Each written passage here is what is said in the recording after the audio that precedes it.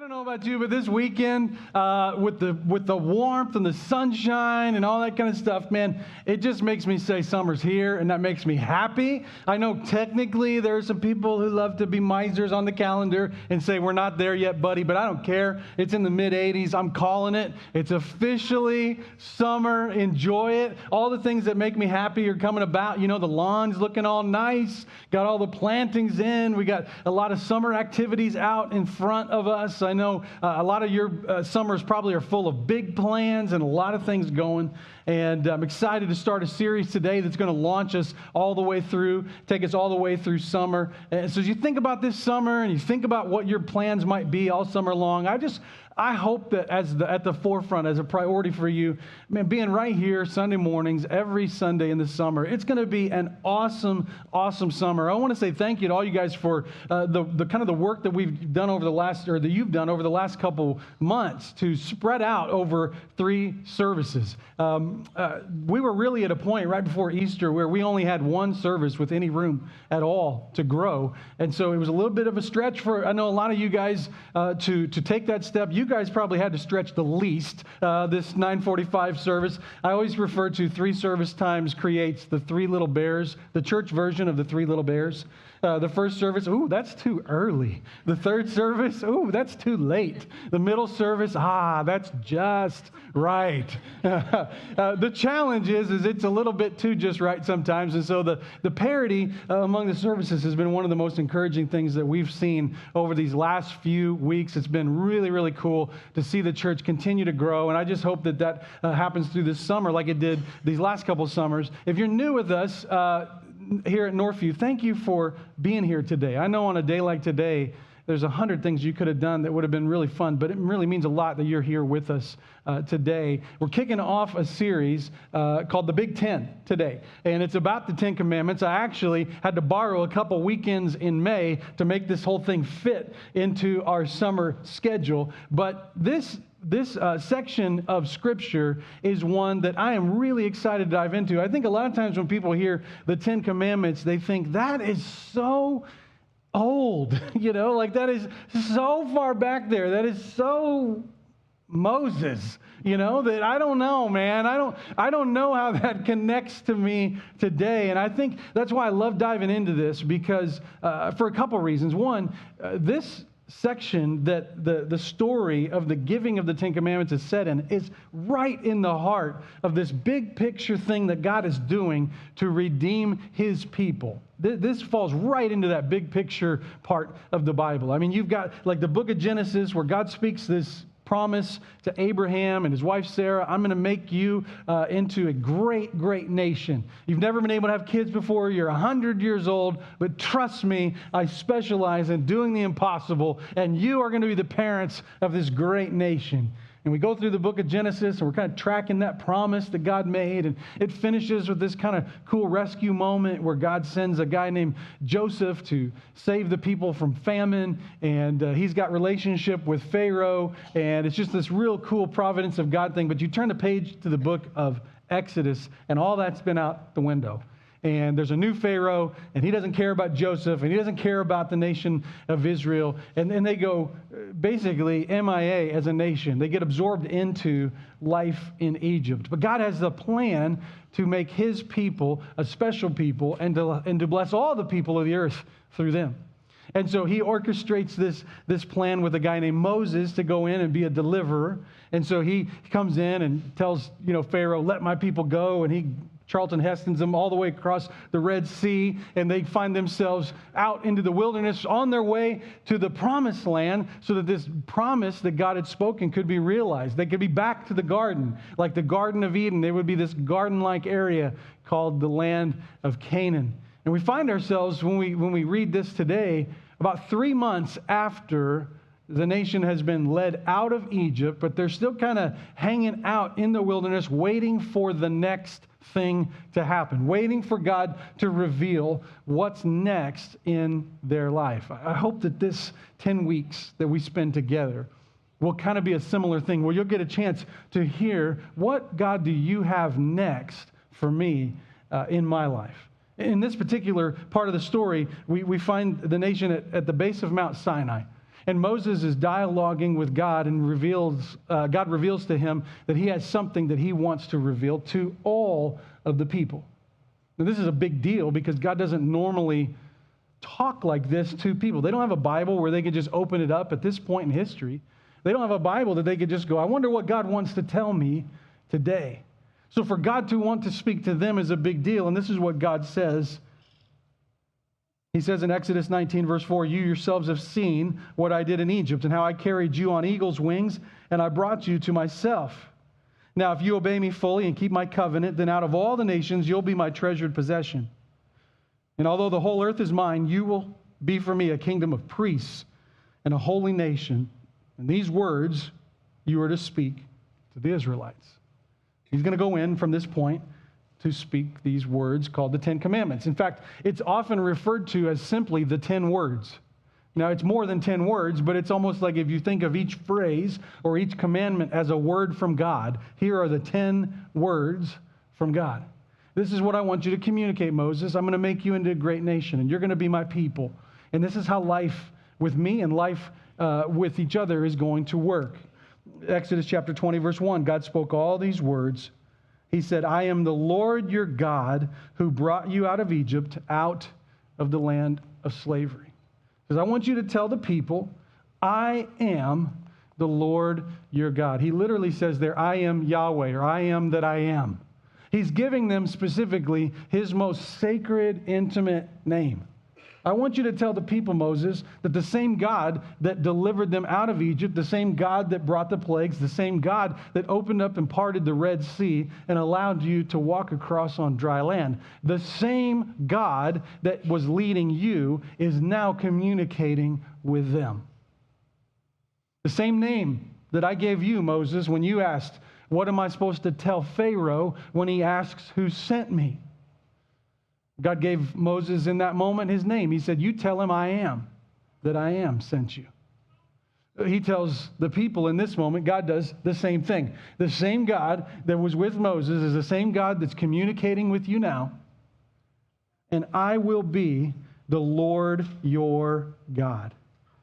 I'm the same God. I will be your God. But he says, if this is going to work, me being your God, you being my people, there's going to have to be like an understanding, a covenant, a set of parameters for our relationship with each other. And that's where the 10 Commandments come from. There's 4 of them that kind of deal with a relationship with him, God personally. And then the other 6 have to do with life with one another. He's like basically saying, this is what my people who are called by my name will look like. And it'll look different from the rest of the world. It's not supposed to look the same. I want to make you different. I want to make you unique. I want to make you identifiable as my people apart from all the other peoples of the earth. And so he comes with 10 commandments. And here's the first one. You shall have no other gods before me. That's commandment number 1. No other gods before me. This is the foundational principle. Foundational principle of the 10 Commandments. All the other ones flow out of this. They all flow out of this one. And this one's important because maybe you ask, why this one? Why did he start with this one? I think the simplest answer is the people had been delivered out of Egypt, but the Egypt wasn't out of them. Like, I know it's easy to turn the page from Genesis to Exodus and go, oh, this is the same people, same story, just 10 minutes later, and now they're there. No, a lot of time had passed. So this people group, the Israelites that had been delivered out of Egypt, they didn't know life outside of that. They'd been raised there. So their customs and their beliefs and everything they knew about life had been shaped there in Egypt. And one of the most foundational aspects of life in Egypt was polytheism. Was this idea that there were multiple gods. This idea that there were many, many gods and you worship them in concert with one another. It was not uncommon at all. It might sound uncommon to our ears, but it was not uncommon to their experience. So you would have a god of fertility and a god of the sun and a god of the crops and you would kind of think in terms of my understanding or faith in God is faith in gods, plural. And so one of the most foundational things God had to do with the nation of Israel was say, that arrangement will no longer work with you and me. I want a mutually exclusive relationship. No other gods before me. I want your full allegiance. I read a story years ago in Michael Jordan's biography called Driven Within, where he was having dinner one night with Fred Whitfield, who was the president of the Charlotte Bobcats. They're the Charlotte Hornets now. They were the Charlotte Bobcats when Jordan originally bought the team, and Whitfield was the team president. He's at Whitfield's house. They decide to go out for dinner, and for whatever reason, Jordan does not have what he determines to be the correct wardrobe for the occasion that night. I have a hard time believing Michael Jordan, no matter where he's going, ever had to worry about being dressed for the occasion. As far as I'm concerned, he could wear his Bulls 23 jersey to the most formal dinner that there is, and everybody would be just fine with it. But he felt that he needed a sport coat.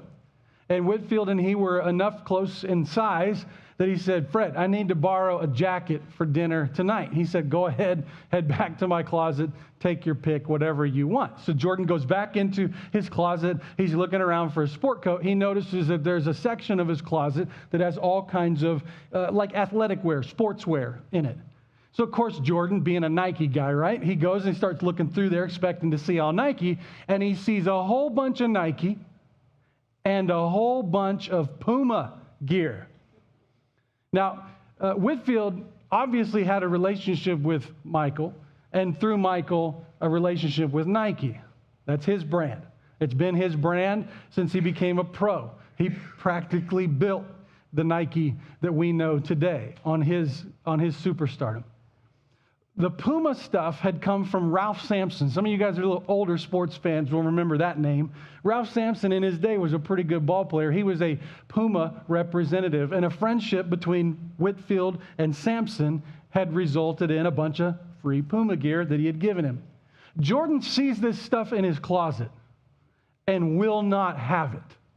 And so he pulls every single piece of Puma gear out of his closet and brings it into the kitchen, throws it on the counter, grabs a butcher knife, and just starts shredding every piece of clothing that has Puma's logo on it. And said, Fred, you can't ride the fence. We're Nike. This stuff is gone. You cannot have this ever or wear this ever again. I need your full allegiance. Now, God maybe didn't come out with butcher knives to start shredding stuff, but in a sense, he's saying the same thing to the people of Israel in this moment. He's saying, I will not tolerate somebody riding the fence. I need your full allegiance. Now, there's a reason, though, that he says this. So before you kind of go, geez, Michael, or geez, God, like you would him, understand this. There's a reason why God would say, no other gods before me, and I need your full allegiance. And it has to do, to understand it, you have to understand, I guess, how we tend to hear the words before me. No other gods before me. We tend to think more like that polytheistic view where there's a ranking system. What was very, very common in that day was that gods would be ranked, and there would be multiple gods, but God 1 would be the top one, and then God 2 and God 3. And we tend to think of rank, and it's not lost on me that we tend to do that. Even if we're not saying, hey, I believe in multiple gods, we think in terms of priorities often with ranks. You may have even heard somebody say, well, okay, it's God first, and then family, and then, career, hobbies, golf, fishing, whatever you want to put there, your favorite sports team, and you have a list. It's not, what this commandment is not, is, well, I got to be number one, so make sure I'm number one, and then everything else below me is fine. Make sure that I'm number one. What he's saying is, there are no other gods on a list that would be a list that I could be on. There are no other gods. When he says no other gods before me, he's saying there are no other gods in my realm. There are no other gods in my presence. I am matchless in nature and in character and in being. There are no other gods before me, so you need to not put any gods before me. Not I'm at the top of your list, I'm above your list. I'm not on your list, I'm before your list. I'm over your list. There's no other gods before me. I'm above, at the top, and so far set apart from your list that I can't be interchanged or thought of in the same categories as any other pursuit in life. What God is saying is God can't just be your number one. He wants to be, has to be your only one. He must exist in your life and in your mind and in your heart and in the day in and day out. Like an obsession that is set apart from any other pursuit in life. We have our families, we have our spouse, we have our kids, we have our jobs, we have our careers and our hobbies. Many of these are great, wonderful things, gifts from God. But they are not on the same level with God. They are not in the same realm as God. They are not in the same stratosphere as God. And God is inviting us to put him not at the top of the pecking order of 26 things, but above and so far separated from any other priority that he has been given prominence and priority in your life. Jamie, last week sat up here with me and just did a wonderful job and sharing motherhood. And I have the joy of doing life with her. But the truth is, and I've said this for a lot of times when people are dating, to think of it like this: she's not my number one.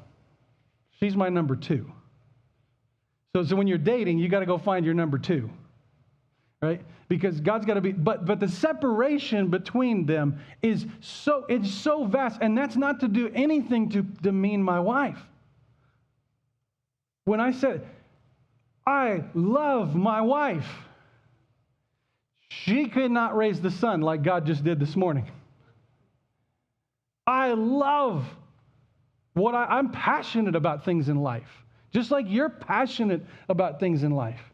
But what I'm saying is sometimes when it comes to God, we are content to just make sure he's at the top of a list. And God would like to have a moment with you and say, I'm not on a list. I'm above the list.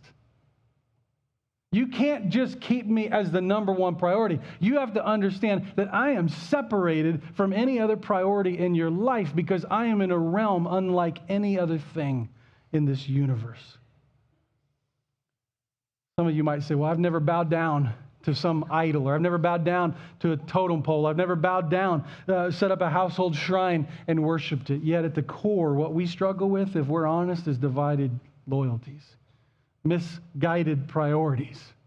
I mean, we live in a day where we worship our work, where we work at our play, and where we play at our worship. And that's why I think when you ask the question, like, how are the 10 Commandments relevant today? Well, here we go, right there. We have put God often in a category with all the other things in our life, many of them good things, and he's above that, guys. He's above. He's above. What is your primary obsession in life? Has God been placed in your life in such a way that is undeniably clear he has no rival? All your thinking, all your thought process, all your affection, all your resources.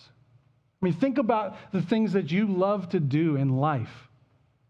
Think about the passions that you have. Think about the thought that you have towards buying something, owning something, experiencing something, going somewhere, doing something, whatever it may be. Think about how much we dwell and we spend time and money.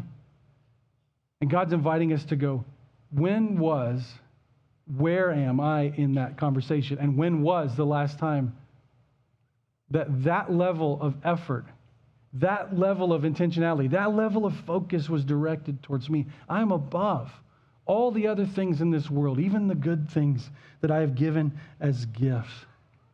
I think what you find when you start reading, and we're going to do this for every one of these, you find this collision going on, right? Where we step on toes. There's a lot of men. There are a lot of men in the room, and I'm stepping on toes, and I'm doing it because I'm one of you. And I know what it's like to not just have misordered priorities,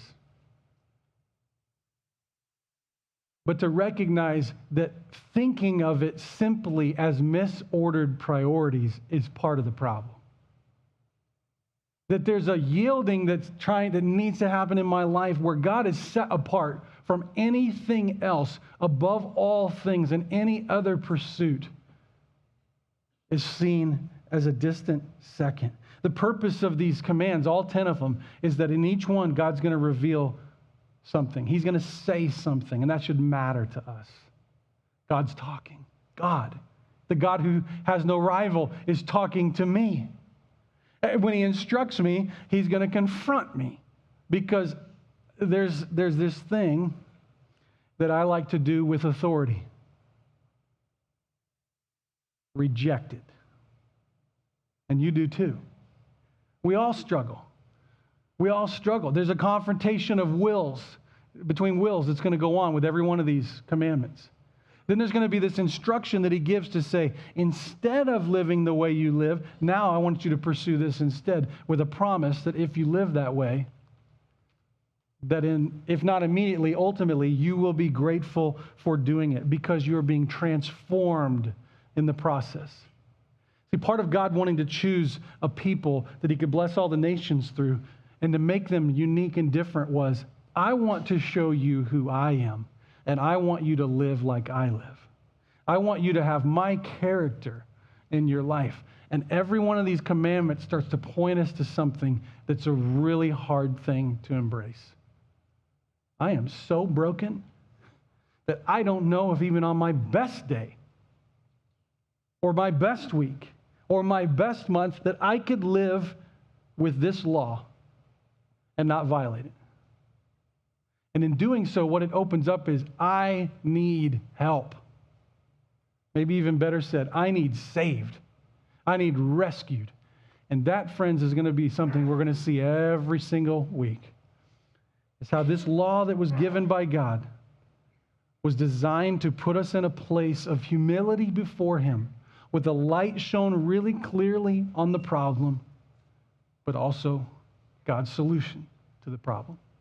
Galatians chapter 3 describes the law. This would include our 10 commandments here that we're talking about, that the law was our guardian until Christ came, that we might be justified by faith.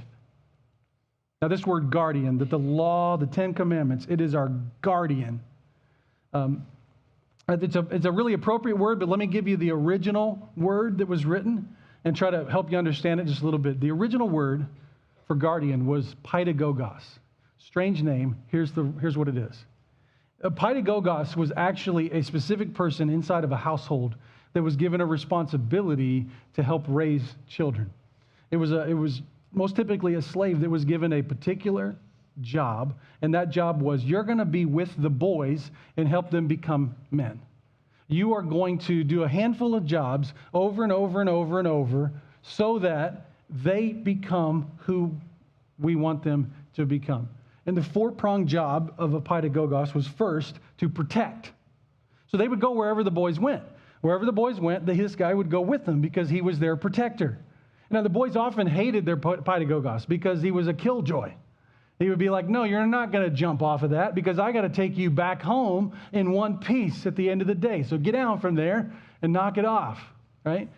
He was a protector. If somebody was a threat or if something was coming in to do damage, he could step in that moment. He was also their primary teacher or tutor of the basics, ABCs, 1, 2, 3s, arithmetic, all that kind of stuff. He was their one-on-one tutor. He was given to the boys, in part, the responsibility of discipline. He was empowered. If the boys are out of line, you can discipline them to bring them back in line. And then lastly, he had a job when they went to school to walk with them. This is kind of part of protecting, but he would go with them on the way to school so that he could escort them personally to the schoolmaster. Galatians, the verse we just read, said, the law was our guardian until Christ came. And just like a pedagogos in the first century, it had the same basic responsibilities. It was put there to protect us. It was put there so that we could have some boundaries, some fences, some understanding of life outside of these boundaries is a problem. It creates a mess for all of us. It was put there to teach us the fundamentals, to show us what is truth, what is sin, what is right, what is wrong. It was put in place to discipline us when we step out of bounds. But ultimately, it was put in place to take us to a deeper teacher, a greater teacher, to take us to the master. That's because you've heard this said before, rules without relationship equals rebellion. Nobody knows that better than God. That's why he sent Jesus. To be able to show people there is a way to live under this law. You're not able to do it, but I am. And my perfect track record with this law is going to be your greatest gift. And I will lay down my life in place of the life that you owe for your rebellion, and I will gift you my perfect track record with this law. Why? Because I love you. Because I love you. One of the things that gets missed, I think, the most with the Ten Commandments is it turns into because I said so, because I said so, because I said so. And guys, as a parent, there is a point at which I don't have any other words to say, right? Other than just because I said so. But make sure you understand that with everything we're going to hear over the next 10 weeks in this series, it's not just because I said so, it's because I love so. Because I love so much that I want you to live the fullest, highest, most complete life that you possibly can. And I love you so much that I would even, at my own cost, personal cost, lay down my life for you. I have rescued you and taken you out of captivity. Now I will show you how to live. I've taken you into freedom. Here's how to live and stay free. Now, this is a big deal. And this is maybe one of the most important things to catch, especially on the front end of this whole series. It's the motivation. It's the motivation for moving forward and embracing a life set up around this moral code called the Ten Commandments. One of the most important observations that comes out of this is that this was given in the context of salvation. They've already been rescued. They've already been taken out of Egypt. That was the big problem. They were slaves. They were in captivity. They were being mistreated. They were held hostage. And God has rescued them. He says in Exodus 20, verse 2, I am the Lord your God who brought you out of Egypt, out of the land of slavery. Don't miss that he says that first. And then he says, Commandment 1, no other gods before me. This is what makes Christianity unique from all other world religions. There's two reasons to be obedient to a God. One is for the approval of the God. Do what I tell you to do, and I'll do this for you in return. That's what every world religion says. Here's the rules, and if you keep the rules, here's what you get. But what God did with the nation of Israel, and what God does with us, is something completely different. He did not come to them and say, I hear your cries, I hear you're in Egypt and you're enslaved and it's awful and it's terrible, so tell you what, here are 10 laws, here are 10 rules, and if you keep them for a month, I'll let you out. And you'll be my people, and I'll be your God. That's the deal. He didn't say that. He didn't even say, how about 6 out of 10? If you can give me, you pick the 6. If you could give me 6 of these consistently, okay, I'll respond. I'll respond, and I'll I'll be your God and you can be my people. That's not at all what he did. He came and intervened when they had no hope and there was nothing that they could do to save themselves. He came by grace and rescued them and redeemed them and pulled them out of Egypt. And then on the other side of Egypt said, before he gave 10 laws, 10 rules, he said, remember, the context of everything that I'm going to say to you next is you have already received my affection. You have already received my attention. Unlike every other world religion, which says, obey and then you will be loved, or obey and then you will be accepted, God is telling the nation, I have already accepted you, therefore obey. I've already chosen you. I've already saved you. I've already redeemed you. So now from that place of victory, live to honor the gift that I've extended to you. That's why he says no other gods before me, because no other gods have saved you like I've saved you. No other gods have reached into the impossible situation and rescued you and put you in front of a new way to live. I'm offering you, God says, a new way to understand law. Not with this huge just threat of overarching doom if you don't. But because of my great love for you and because of my great involvement in your life, I offer you the chance to walk alongside me in life and to allow me to impart my character to you so that you could transform every relationship you have. Every relationship, including your relationship with the creator and sustainer of the universe, every relationship you have can be transformed. I'm going to give you these 10 words.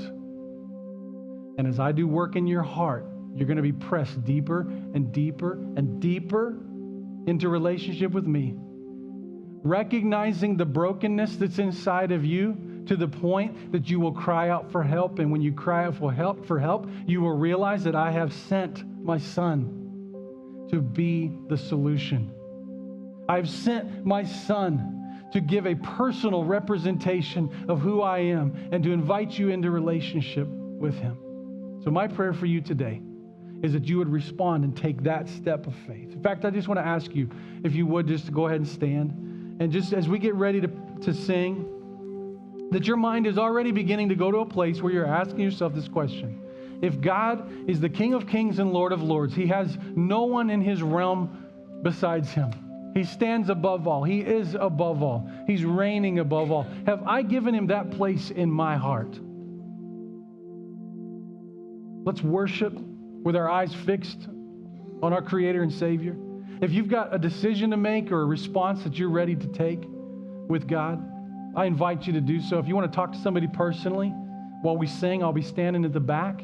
After service, you can come by the Connect kiosk. But let's take this moment and just simply stand in awe of an almighty God who invites each and every one of us into relationship with him. And let's place him where he belongs. Heavenly Father.